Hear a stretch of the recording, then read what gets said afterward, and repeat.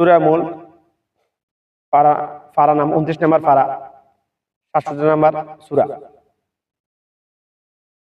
আউযু বিল্লাহি মিনাশ শাইতানির রাজিম। বিসমিল্লাহির রহমানির রহিম। তাবারাকাল্লাযী বিয়াদিহিল মুলকু ওয়া হুয়া আলা কুল্লি শাইইন কাদির।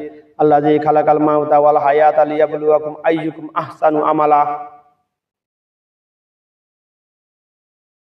হাদিসটা সহিহ, হাদিসে হাসান। যে মুসলমান, এখানে শুধু মুসলমান বললে হবে না, আসলে তাহকিক বলতে হবে, তাহকিক সহ বলতেছি আমি। যে মুমিন মুসলমান ঘুমানোর সময় সূরা মুলক পাঠ করে ঘুমাবে নিয়মিত, তার জন্য কবরের আযাব মাফ।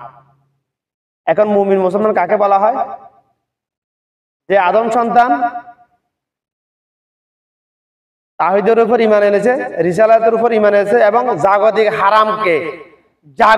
হারামকে সেরকম হারাম মনে করেছে, যেরকম হারাম মনে করেছে পৃথিবীর সকল মুসলমান আদম সন্তান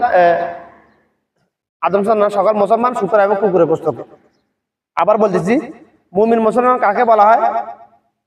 যে মুসলমানের ঘরে জন্ম নেওয়া আদম সন্তান জাগতিক হারামকে তদরূপ ওইরকম হারাম মনে করে, যেরকম হারাম মনে করে পৃথিবীর সকল মুসলমান শুকর এবং কুকুরের গোশতকে। বাস, এক কথা শেষ। এবার আসুন সূরা মুলক।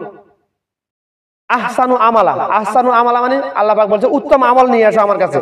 আল্লাহ পাক বলেন না আমলে কাসির মানে বেশি বেশি আমল করে, এটা বলে নাই।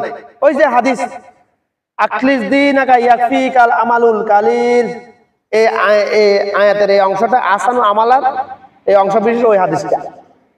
তোমার ঈমানকে খাঁটি করো, অল্প আমলি নাজাতের জন্য যথেষ্ট হবে। বুখারী শরীফ অধ্যায় নম্বর 1 রকম নম্বর 1। হাদাসানা ওমর ইবনে খাত্তাব রাদিয়াল্লাহু আনহু কাল রাসূলুল্লাহ সাল্লাল্লাহু আলাইহি ওয়াসাল্লাম ইন্নামাল আমালু বিন্নিয়াত। প্রত্যেক কাজের ফলাফল নিয়তের উপর নির্ভরশীল। কেন এটা বুখারী শরীফের 1 নম্বরে হাদিস এটা আনছে মুহাম্মদ ইবনে ইসমাইল বুখারী রাহমাতুল্লাহ আলাইহি? অন্য সময় এটা ব্যাখ্যা দেব ইনশাআল্লাহ।